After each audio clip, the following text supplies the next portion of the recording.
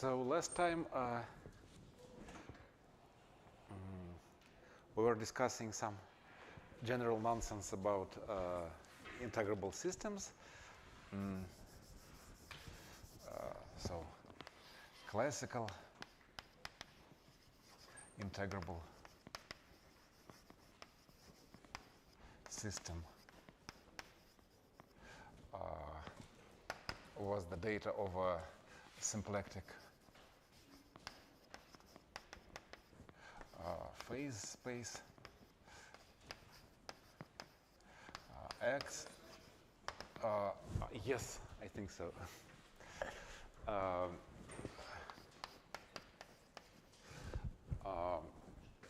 And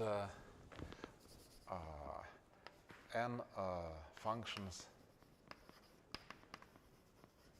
well, algebraically independent, what is called involution.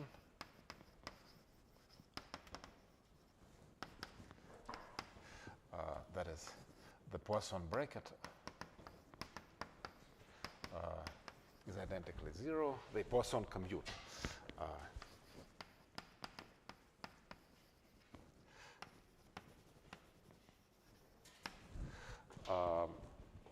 And then, well, say f0 and so on, fn minus 1.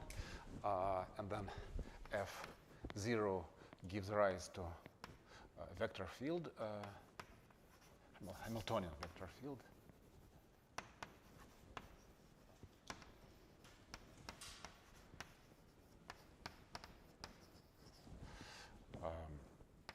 V equals omega inverse bf0. And then all the fi are constant along the trajectories of this vector field, and so they are called integrals of motion, or else conservation laws for evident reasons, and a typical level set.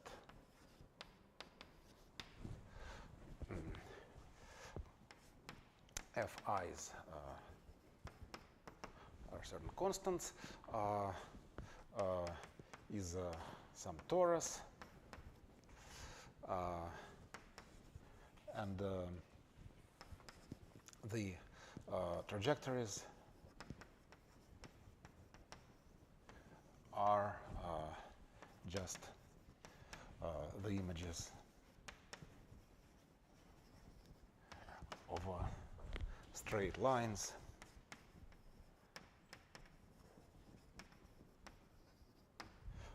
under Rn goes to S1 n. Okay, so it looks like this is X, this is Rn, but another Rn, so this is F0, Fn minus 1, and the level sets are tori. And the evolution goes inside each torus just along a straight line. And these are called momentum or angle momentum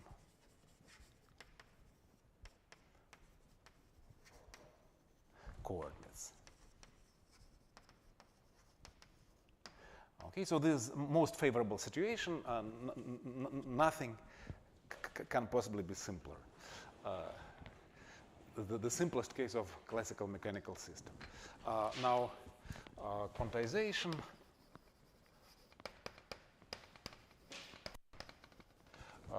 is just deformation of this commutative algebra of functions on X into something depending on the deformation parameter, Planck constant, like this. And for example, if X is the cotangent bundle of some smooth variety with its canonical symplectic form, omega is differential of the Liouville-1 form, then this deformation is just differential operators on M.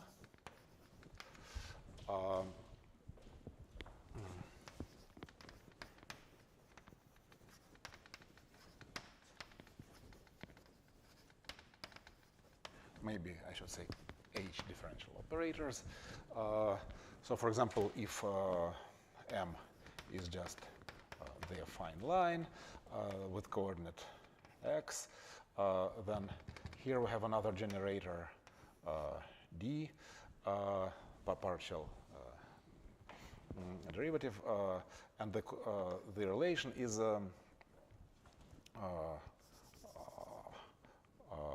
d x minus x d is h. Usually it's 1, but now I scale by h. So when h is 0, they commute. So this thing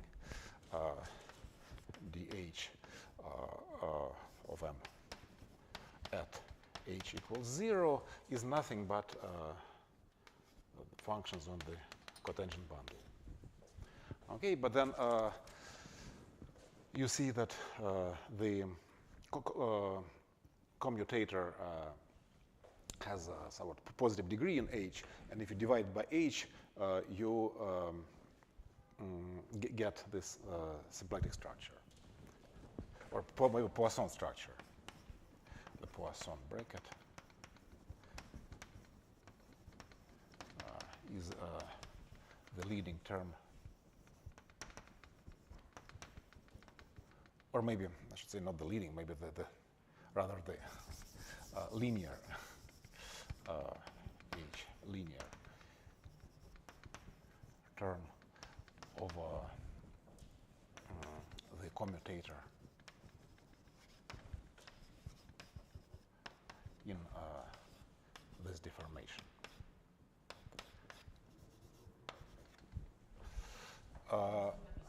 Yes, where? Sorry. Yeah, sorry.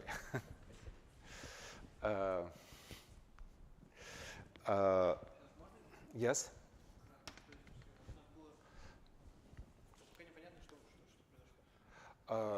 Just it's sort of a dictionary, the basic physics dictionary, and in particular.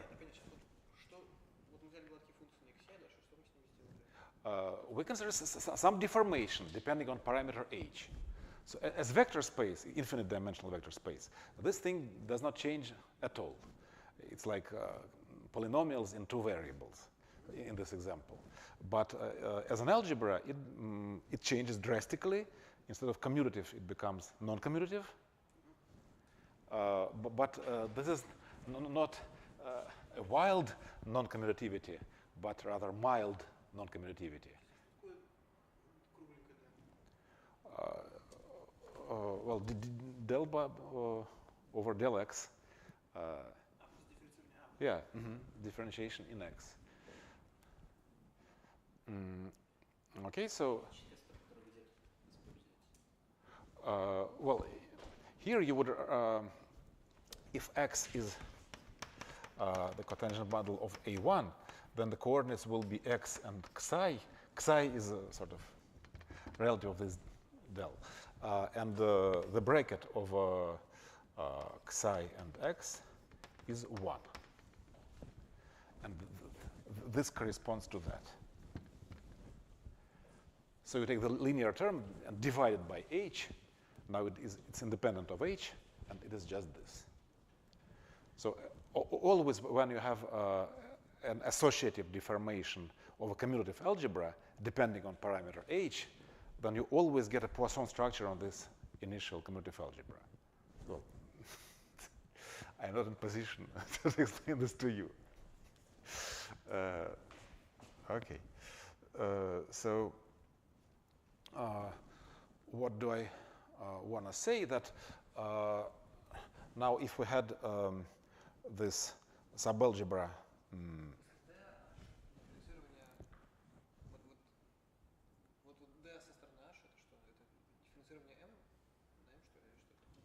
where here? The differential operators on M, but rescaled somehow. The usual, in usual differential operators, this is 1.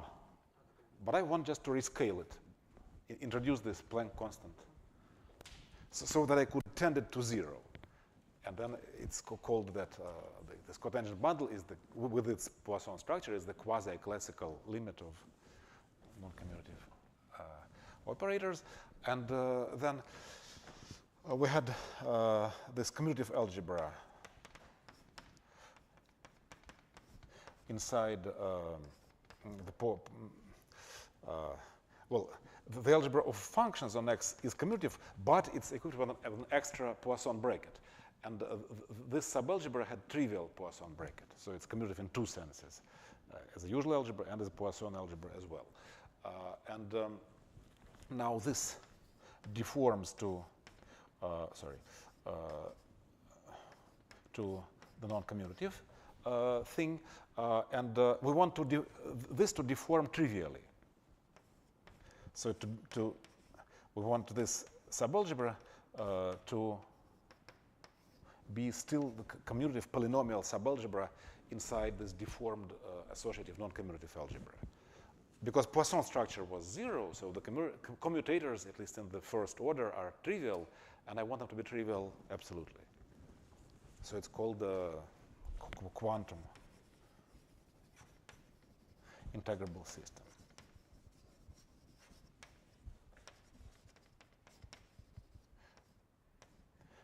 Okay, well, usually this thing is called the space of states, the vector space, or usually it's Hilbert space of states over our in our quantum system. And the vectors in here, say, I don't know what, W in here is a state. Okay, and then say the operator, each element here defines a linear operator, just of multiplication by itself. Or sometimes you have some other sources of operators. But anyway, the operators in the space of states are so-called observables in the language of quantum mechanics. So given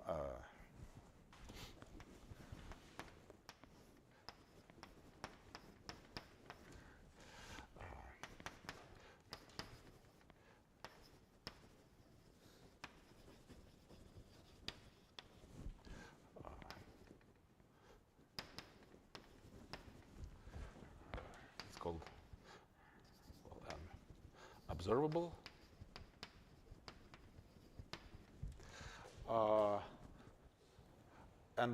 Well, observables are like position of something, or velocity, or impulse, or momentum of something, or energy, or time, or whatever. Yes, absolutely, yes. And these are пространства состояний. Then, for example, the famous Heisenberg uncertainty principle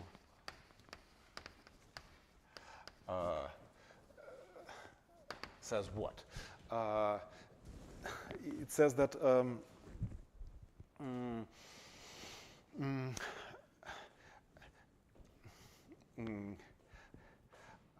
that you can say that some state has some particular value of observable if this state vector is an eigenvector of this linear operator, and this particular value of observable is just the eigenvalue. So an exact value of an observable at a given state is the eigenvalue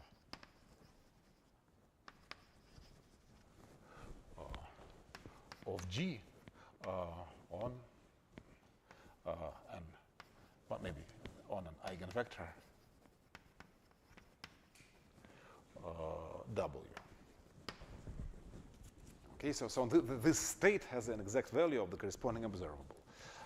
For example, here, like x is a position, and del is momentum. And the Heisenberg uncertainty principle says that you cannot have an exact value of both simultaneously because of this relation that the commutator of del and x is h bar. You cannot have a joint eigenvector of x and del bar. This is the uncertainty principle. Okay, and well, as I said before, when you have a few commuting guys, they can have simultaneous eigenvectors, so these cannot be simultaneously exactly computed in your quantum system. And one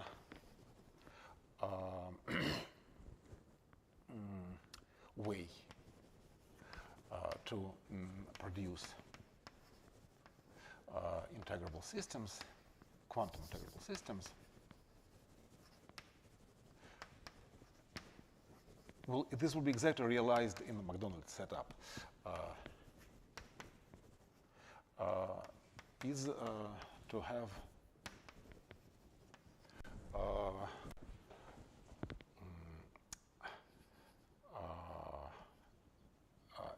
an observable. Maybe let me call it F0 hat.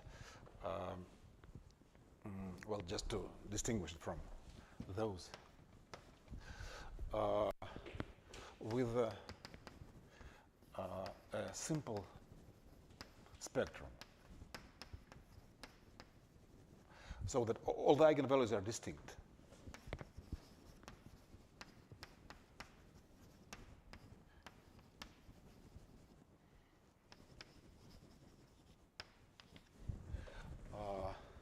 Then all F1 and so on, F and minus 1 commuting with F0 will be diagonalizable in the eigenbasis of F0 and will automatically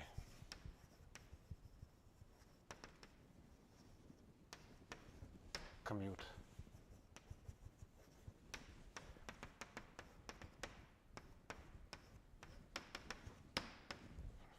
okay. Now this was about differential operators, but I promised that the McDonald operators will be rather difference operators. And how does it come about? Let's consider, instead of A1 or or just the additive group. Let's consider the multiplicative group inside with the same coordinate x.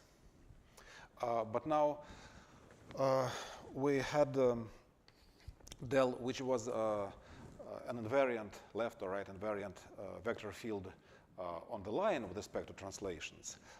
And instead, let's consider invariant vector field on the multiplicative group with respect to multiplicative group translations.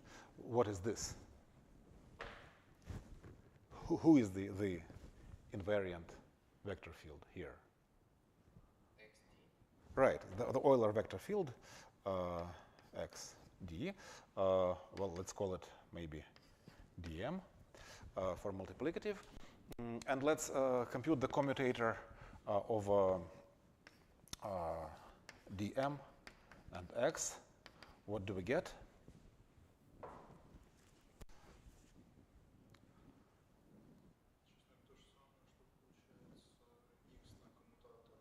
Yes, so?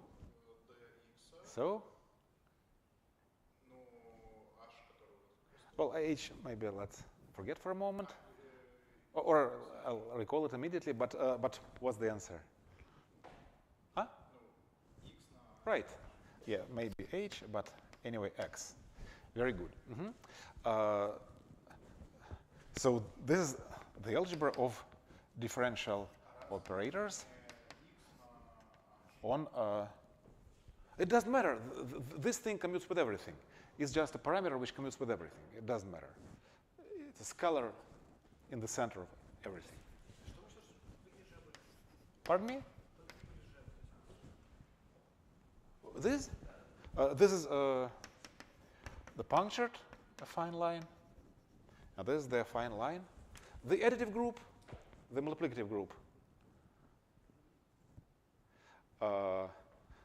So this is clearly a subalgebra inside differential operators on the line, because you allowed Laurent polynomials in X.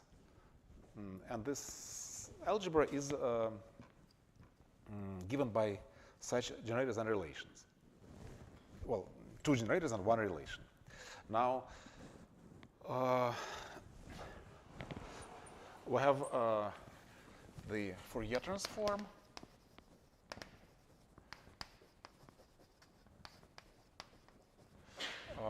Well, Fourier transform is from functions like L2 functions on a affine line to itself, or dual affine line, or just any vector space and dual vector space. But anyway, here if you have coordinates x and del, and here you have some dual coordinates like y and, well, I don't know how to say this, maybe x prime and del prime, then there is an isomorphism between differential operators here and there. And this isomorphism is compatible with the Fourier transform. So if Fourier transform is a function, if some function is an eigenfunction of some differential operator, then its Fourier transform will be an eigenfunction of the corresponding operator there. So there is an isomorphism like this, once again, from differential operators on A1 to differential operators on A1 dual. And what does it do? For example, well, if you heard anything at all about Fourier transforms, then you should know that the operator of multiplication by coordinate x goes to something. Right, right. So this Fourier transform of x is d prime. And the Fourier transform of del is what? No, negative x prime.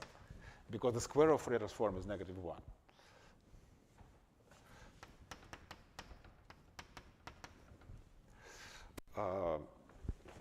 Okay, very good. And now, what if we try to mimic it here?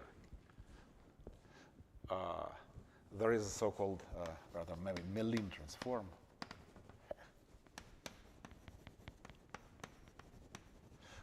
from differential operators on the multiplicative group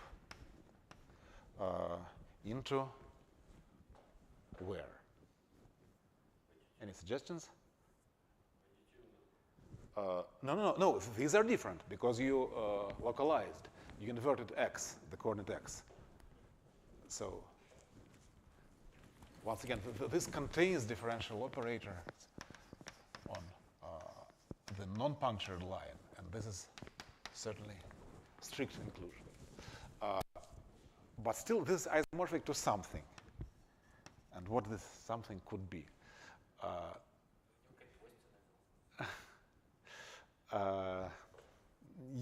Sort of, yes. So this is well, I don't know how to call it, but it's difference operators on the additive group line.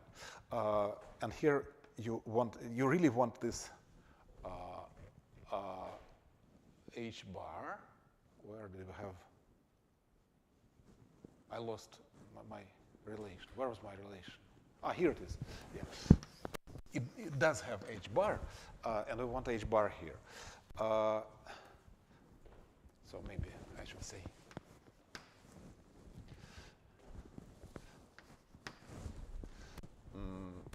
Okay, so in difference operators, we have x prime as before, just coordinate here. And also we have just the shift operator, th. No, difference operators. I'm just saying what it is. So th of f of x, x maybe z, is f of z plus h. Okay? Difference. Maybe I should say z minus h, whatever. Let's compute the relation between x prime and th.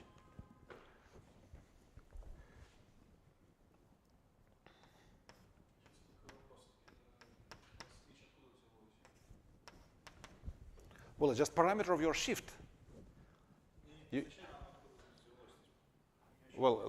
Historically, it was the Planck constant, the small parameter of deformation, of quantization. But now here, I propose to consider the shift operator by this Planck constant, and I ask you what is the relation, what is the commutator of multiplication by coordinate and shift?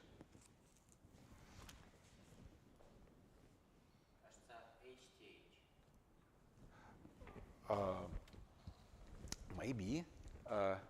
Everybody agrees?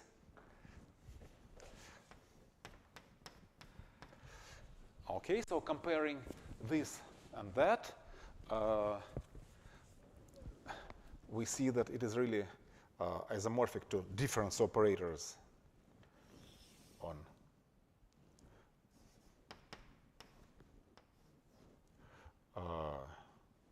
here.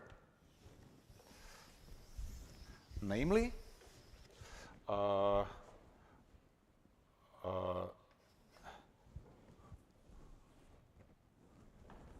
multiplicative dm goes to this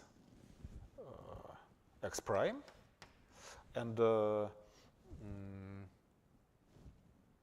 coordinate x here goes to th, right? Well, if you didn't deceive me here, then I would say this way. Right? Just the relation is satisfied on the nose. So once again, the very natural algebra of H differential operators on the multiplicative group is naturally isomorphic to the algebra of difference operators on the... Really?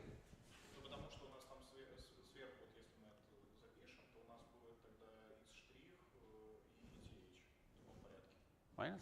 Okay. Well, then maybe.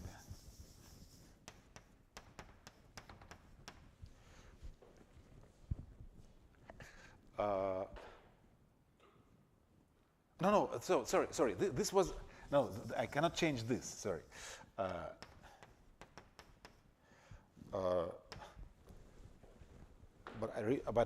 I can change this.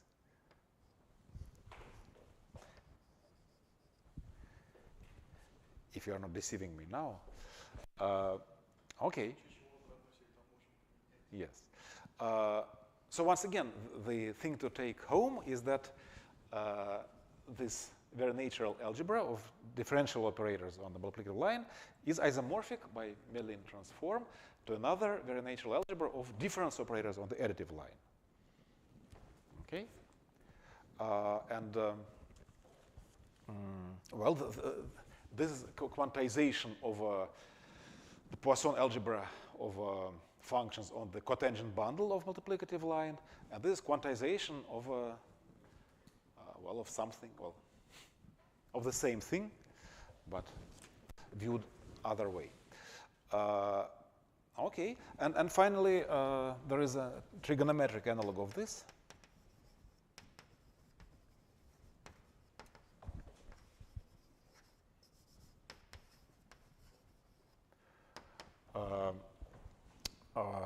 The difference operators on the multiplicative group now. So we have coordinates x and t, q. Namely, t q of f of x is f of qx. Okay. Maybe let's compute the relation between those two, just to warm up.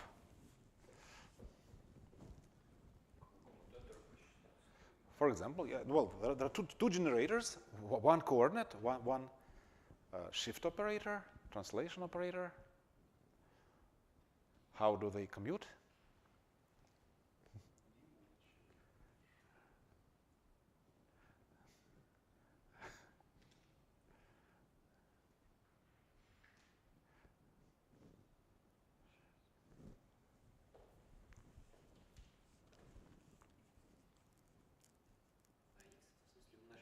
Yes, yes. Mm-hmm. Well, on the one hand, this operator of multiplication by x, and here just coordinate. Well, they play somewhat different roles in this formula and in that formula.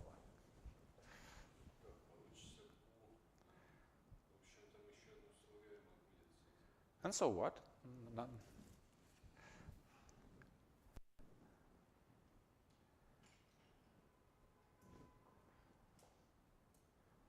It doesn't have to be literally as something before, just some relation.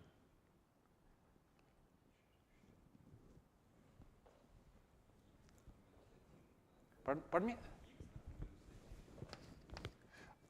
Yeah, x times q minus 1 times tq. Yes? Is what? Is the commutator. Pardon. Mm-hmm. Commutator, so we first take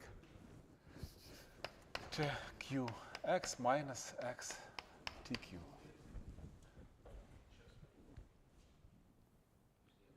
Also note that, pardon me? Also note that here both of them are invertible. So you can consider not only their commutator like this, but also you can consider tqx, tq inverse, x inverse.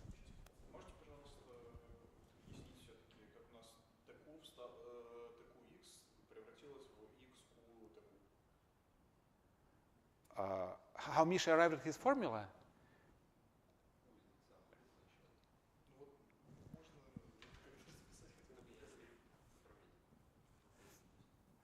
So what's the correct? Huh?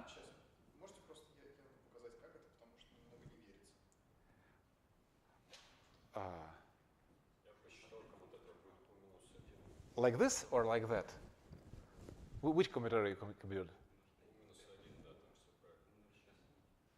This one is correct.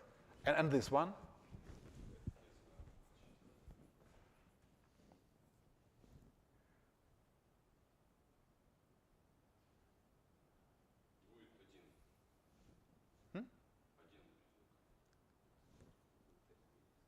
I don't understand. What?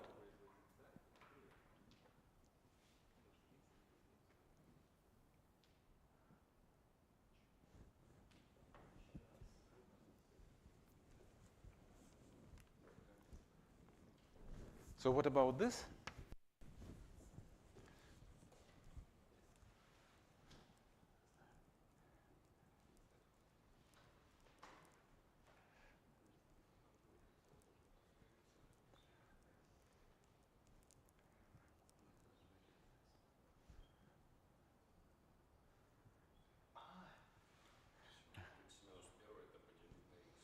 Yes, x is a variable because we're in the multiplicative group.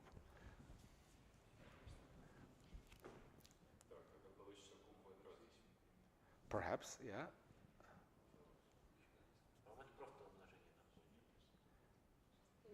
Very well, might be.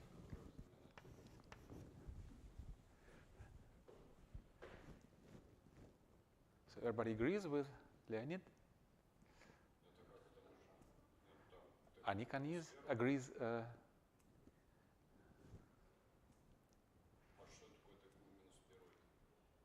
Pardon me? The inverse operator? Well, certainly, TQ inverse certainly. Yes, certainly.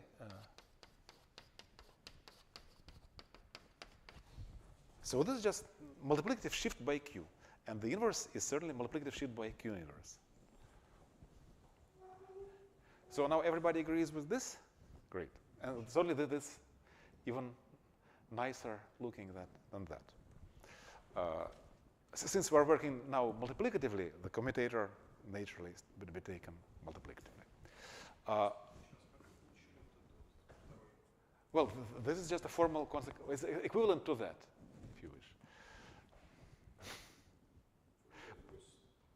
Well, it's a rather Fourier self-dual. This thing is Fourier self-dual. As the differential operators were self-dual essentially to themselves, this thing is also self-dual. Okay, so now we go to the MacDonald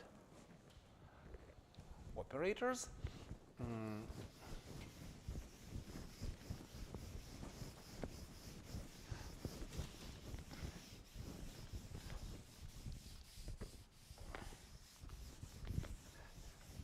But somehow, maybe last thing I should have said about the integrable systems is that certainly if your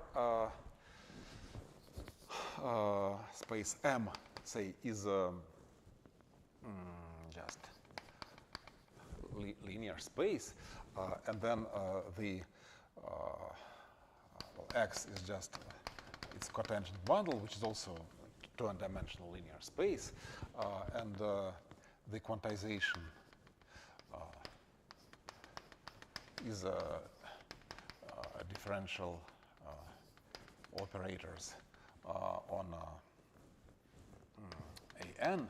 So in other words, this is x1 and so on, xn, and del 1 and so on, del n, with a relation that well, this and xi dj is negative h bar. Sorry, it's a commutator.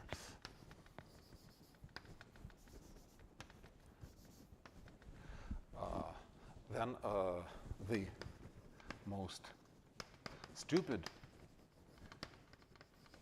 integrable system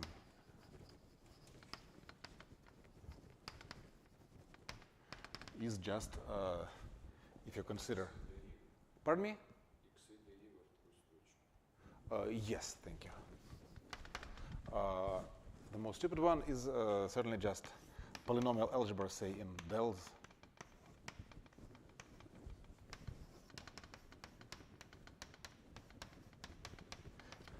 This corresponds to just stupid projection from this to that, and all the fibers are just linear space as opposed to tori. So this is too cheap and stupid. All the interesting integrable systems in nature, they are not like this. There are some non-trivial subalgebras. Well, formally, once again, this satisfies the definition of integrable system, but it's not what really occurs in nature. But an example of what really occurs in nature we will see in McDonald operators.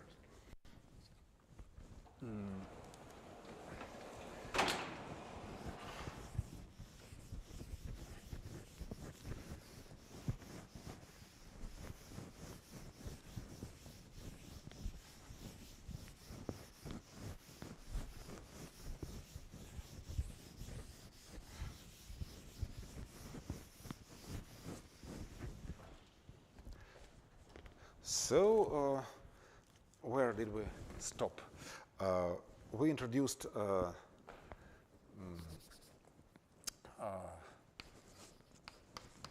symmetric bilinear form.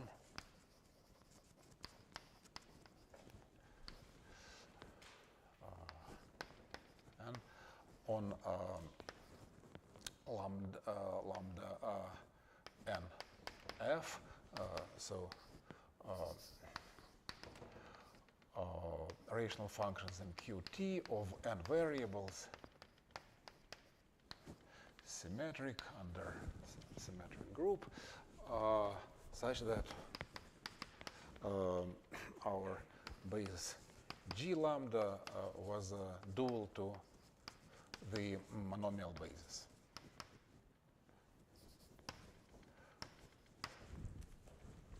Okay, this was the end of last Friday, and now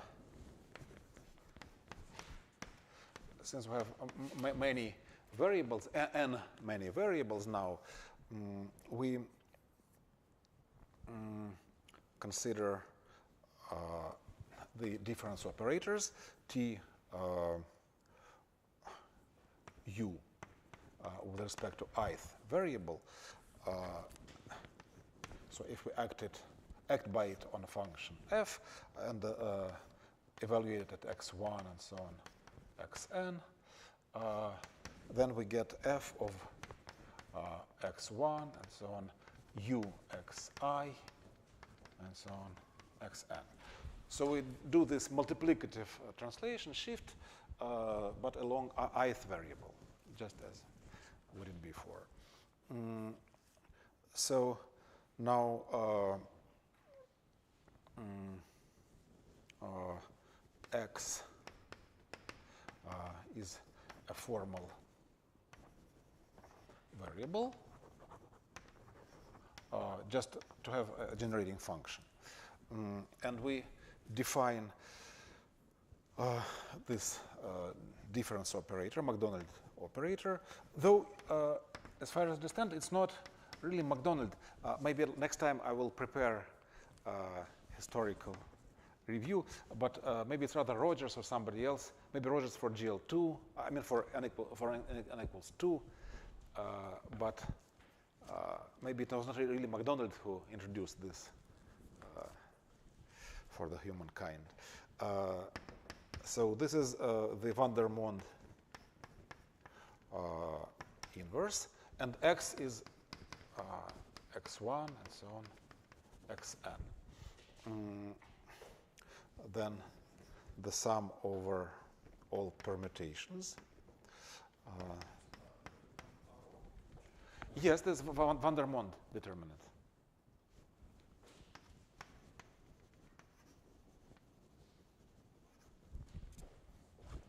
In sure functions, you always divide by this van der Monde. X to the power W rho. The product of certain terms. X is my formal variable. T to the power W rho ith component. And then this shift operator.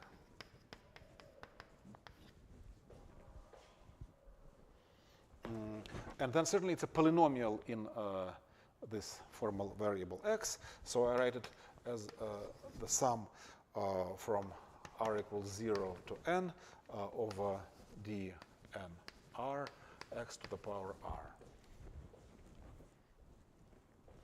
And certainly d n 0 is just one identity operator. Okay, and also d and 1, this will be the most important guy. I mean, these will form our integrable system. So it will turn out that these are commuting operators. But it will be quite a non-trivial statement. Maybe we'll prove this today, maybe next time. Well, somehow, directly from this definition, it's absolutely unclear. The only way we'll be able to prove this is we will see that this operator has a simple spectrum, as was argued before, and they have the common eigenvectors. For this reason, everything commutes. Yes? Pardon me? Yes, absolutely. Yes. And so what? Yes, yes. This is called McDonald operator. Yeah.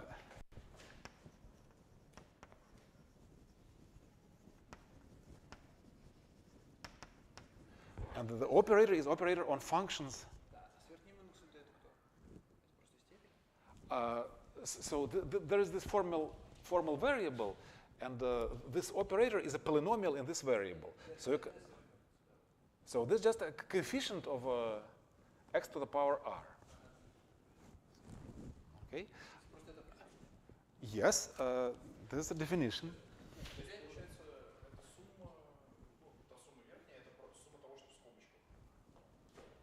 Well, this is the definition of those components. Yes.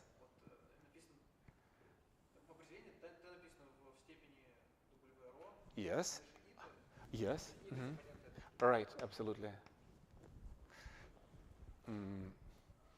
Okay. So this is an operator in the space of functions in x1, so on, xn. And then at some point, we'll be able to show that this preserves symmetric functions. But so far, it's just in all the functions.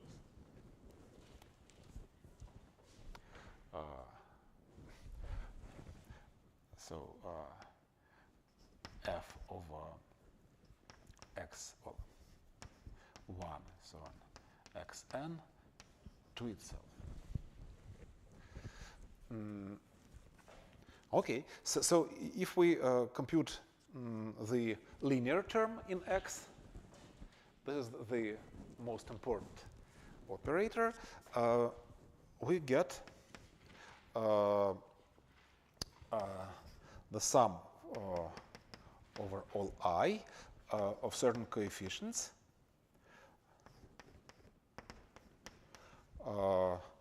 times the shift operators, where the coefficients are, sorry,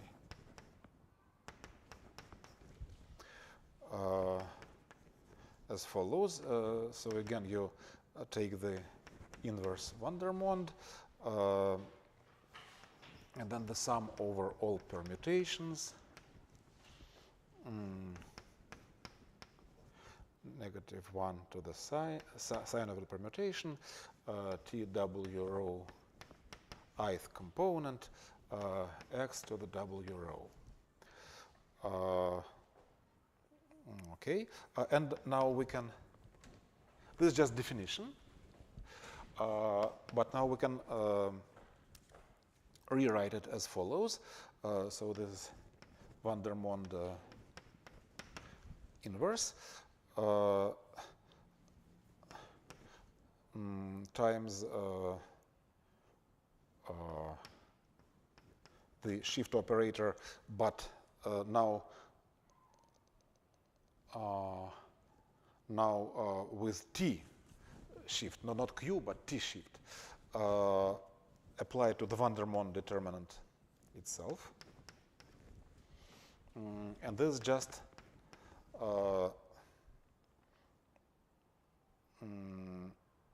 the product over all j not I, Txi minus xj over xi minus xj. Okay, so this is a pretty explicit formula for the coefficients of our operator. And if we want the higher order in X, which one?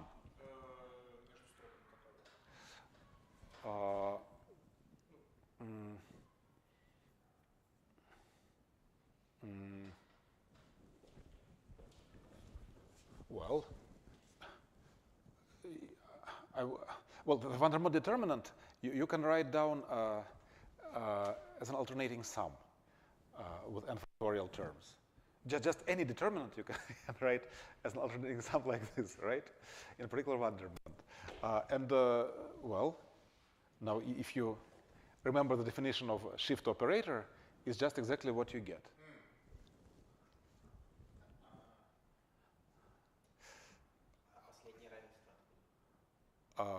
And then again, you go to the multiplicative form of Vandermonde determinant.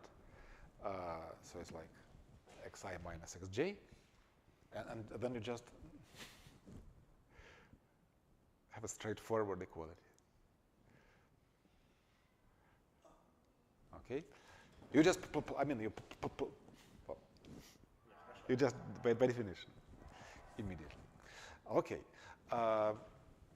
Now, if we do the higher order terms, then we get something similar, namely the sum over all I. And these i's are element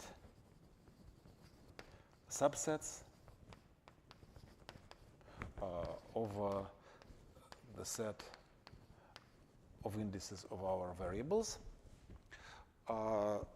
So the sum over all I, certain coefficients, ai of x t, the product over all elements of this subset, the multiplicative shifts tq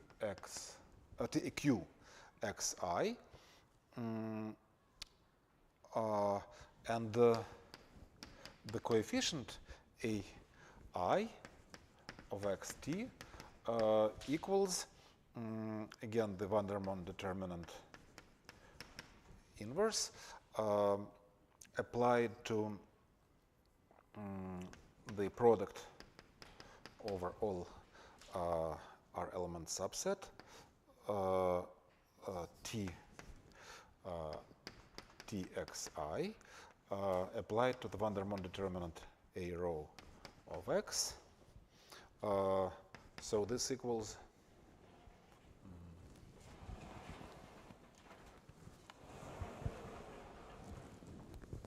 something I will write momentarily. But it's remarkable that such things appear naturally in geometry. I mean, we already mentioned the Grassmannians are n, something like this. And then there is a natural torus action to the power n on here. Just that the whole GLN acts there, in particular the maximal torus, and the fixed points of this torus are numbered by exactly all R element subsets here, just by the same thing that the summands here are numbered. And the coefficients are in fact some terms in the localization formula, like a T-Abbott localization formula. So these modular operators, they arise naturally in geometry of Grassmannians. Although it was not discovered until rather recently. So anyway, the formula for this coefficient AI of xt is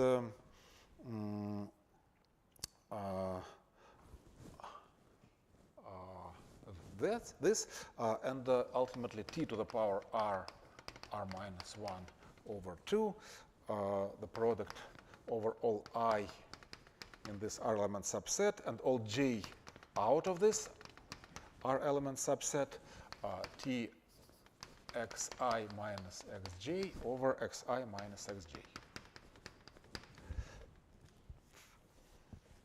Okay, now the next lemma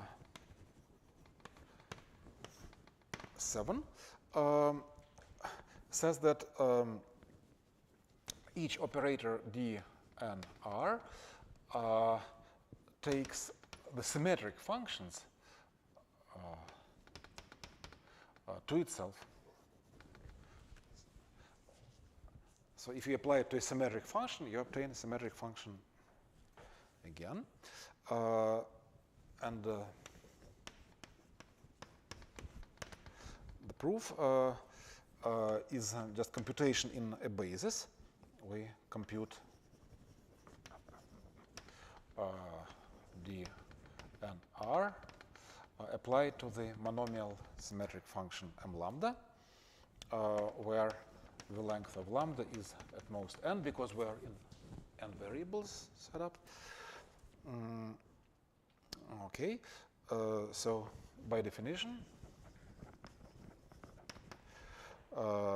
for any partition, not even partition, just any n tuple of positive integers, we have d and this generating operator of x q t applied to the monomial x to nu is the sum over all permutations.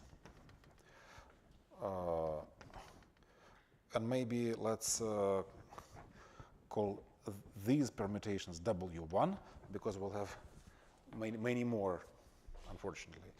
The sign of W1, product over all I, 1 plus formal variable x, t to the power W1 row ith component, q to the power nu I,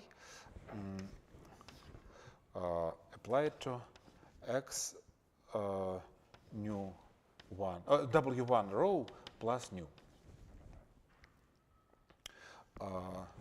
Well, just because when we apply the shift operator to x to the power nu, we get q to the power nu I times x to the power nu.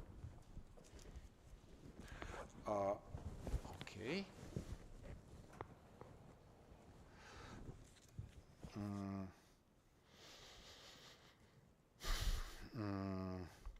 Now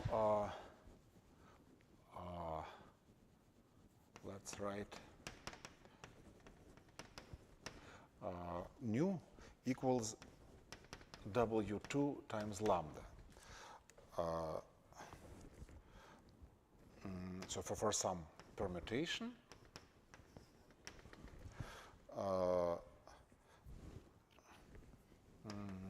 and let's sum up over W2. We get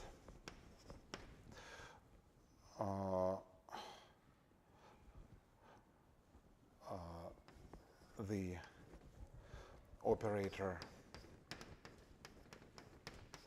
dn applied to the monomial function m lambda of x, but then we have certain repetitions here, so we just multiply by the order of the stabilizer of lambda.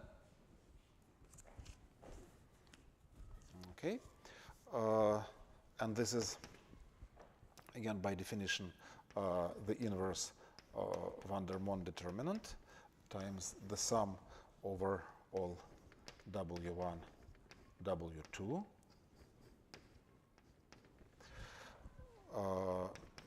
The sine of W1, the product over all I, 1 plus our formable variable t to the power W1 rho ith component, as before, q to the power W2 lambda, because nu is W2 lambda now, plus W1 rho.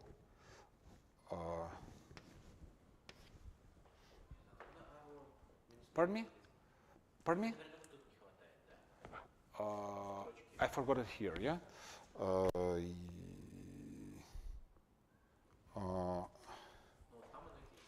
Yes. Yes. Okay, so sorry. Okay.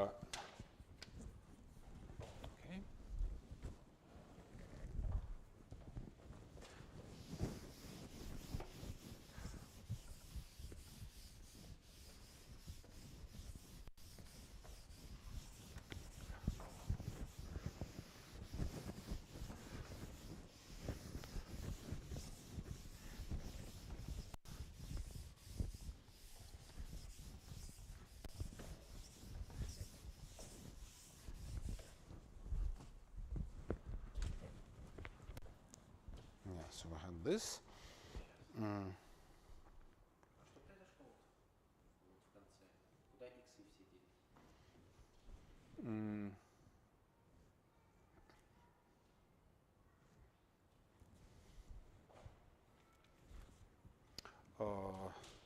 Sorry, it's not.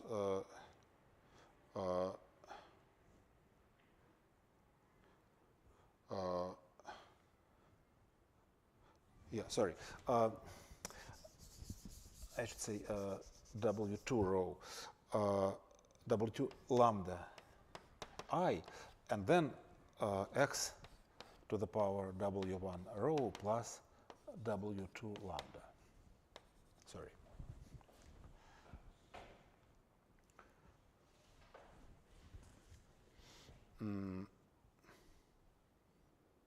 Okay.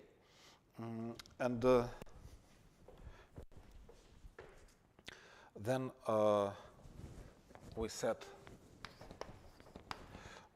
W is W2 over W1. Then we get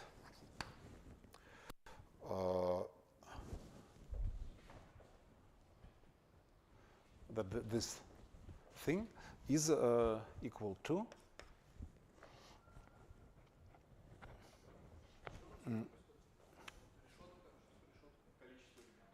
yeah, the order of this group of the stabilizer.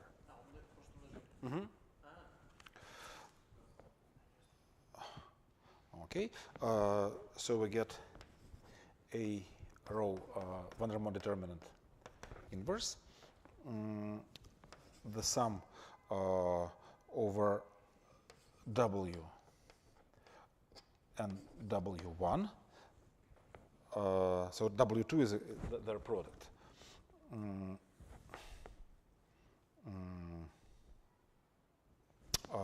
The sign of W1, the product over all I, 1 plus the formal variable x to t to the power n minus I, q to the power w lambda ith component, and x to the power w1 times w lambda plus rho.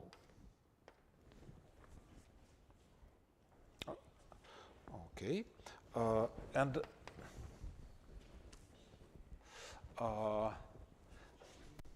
yes.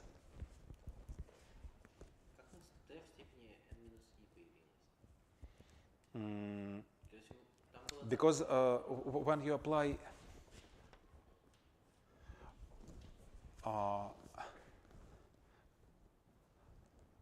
just what is I?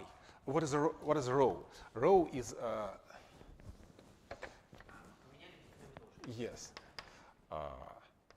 n minus 1, n minus 2, and so on, n minus I, 1, 0.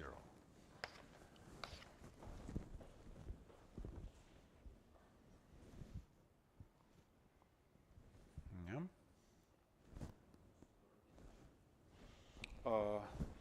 So this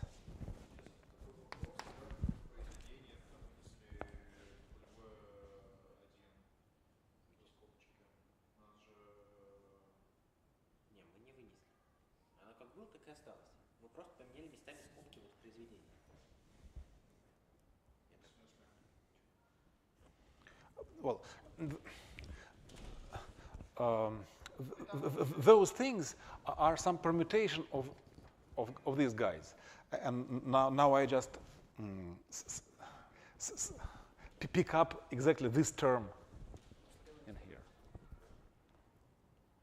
As Leonid says, we just reorder these brackets, factors.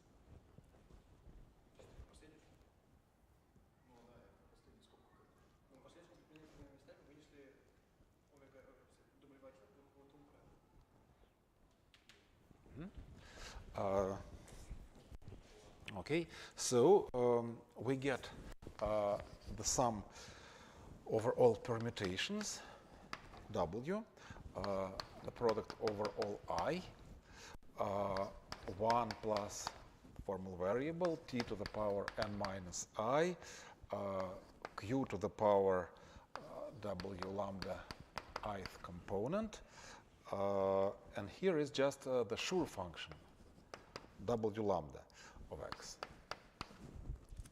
So now I did divide by the van der Waals determinant this alternating sum and obtain the Schur function. And from this, I deduce that Macdonald operator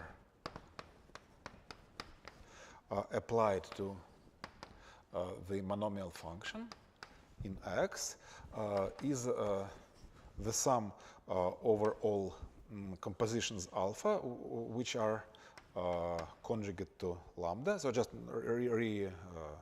reorderings of lambda. The product over all I, 1 plus formal variable x, t to the n minus I, q to alpha I,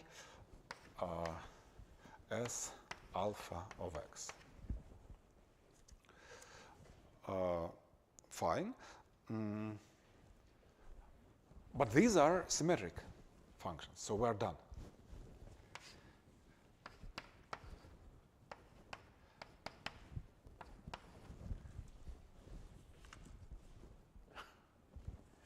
our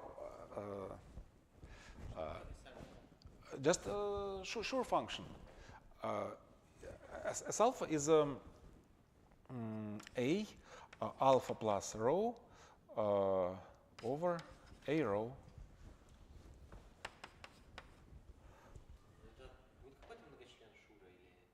Yes, though sometimes it could be 0, but if not 0, it's plus minus S something. Yeah, certainly.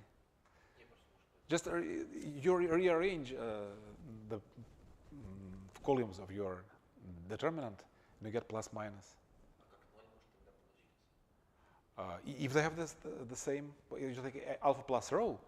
If alpha plus rho happens to have the same repeating parts, that's what we did. We divided by one determinant. You had it.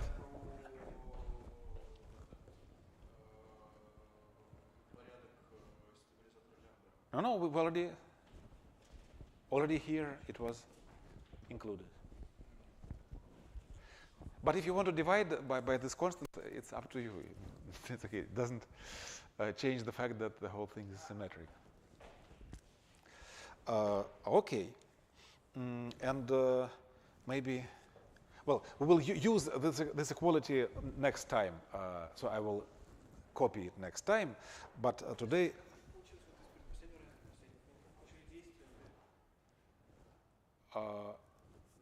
from here to here, it's just it's not nothing. I just said that W lambda is alpha.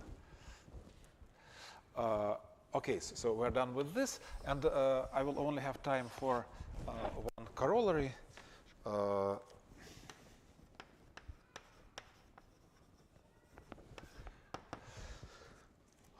So first, I claim that when we apply the MacDonald operator to the monomial function m lambda, we get a certain linear combination of other monomial functions, like this. And we know that A lambda mu is integral. That A lambda lambda is the product over all I of 1 plus formal variable t to the n minus I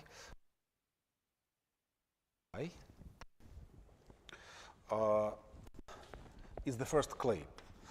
The second claim is that the eigenvalues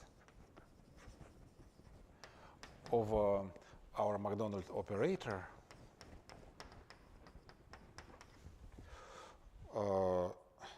maybe, sorry, I will just need any coefficient, dr, is the coefficient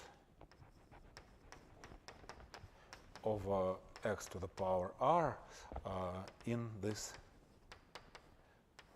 expression.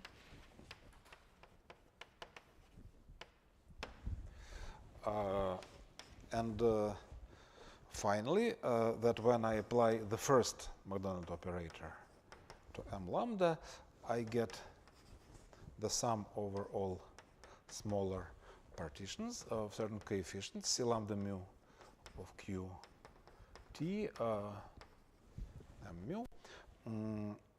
And again, I know that all the coefficients are integral well, polynomials in q and t. And the eigenvalues of d and 1 are c lambda lambda of qt. That is the sum over all I over q to the parts of lambda t n minus I, and they are all distinct, as I promised. And now this is all more or less clear. The only thing to check is this upper triangularity property, because not strict, but non-strict. So then if we know that our matrix is upper triangular, then certainly its eigenvalues coincide with its diagonal part, right? And everything else is automatic.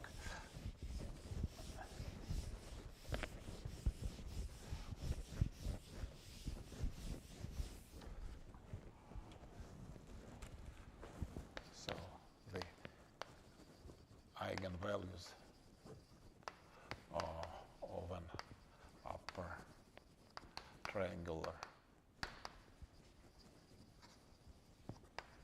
matrix lie on its diagonal.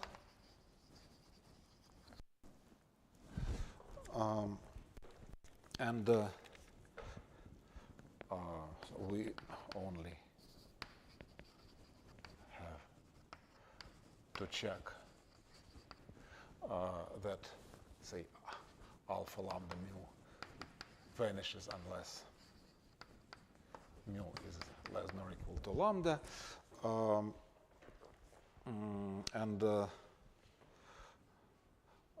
then we know that if alpha equals W lambda, so it's a composition that is conjugate to lambda, then S alpha is either 0, as we just discussed, or plus minus certain Schur function proper, but only for mu that is less than lambda, well, unless alpha is just exactly lambda. So, well, geometrically, you know that the Schur functions are the characters of irreducible representation of GLN. And what happens is you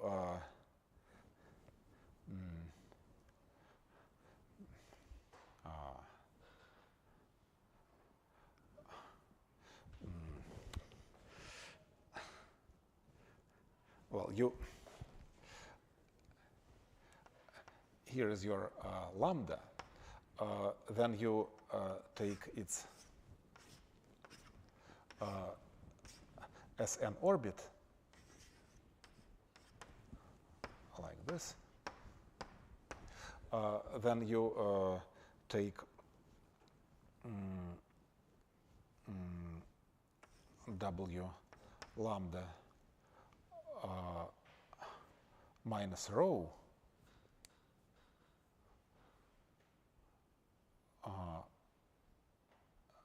right, and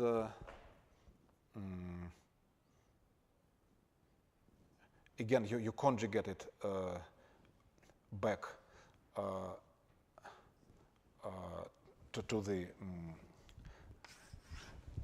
dominant chamber, I mean to being a partition by some W prime.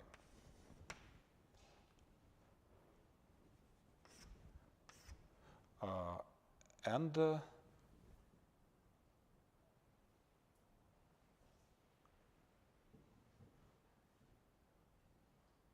only it's plus rho. And then you subtract rho again. That's what happens. And then I claim that you always get, well, if here you had just exactly lambda, then you will get lambda back. Otherwise, you will get somewhere below lambda.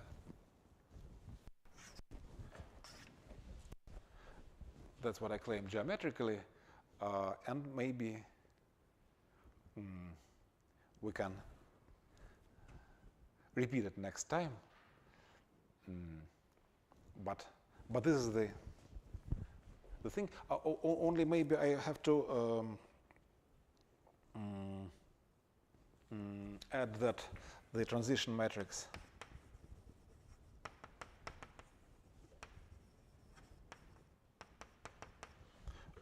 from monomial to Schur is upper triangular. So, but not this time strictly upper triangular, with ones on diagonal. So this change of base changes nothing in this claim. And also I needed this integrality claim, but it's clear from that formula. Integrality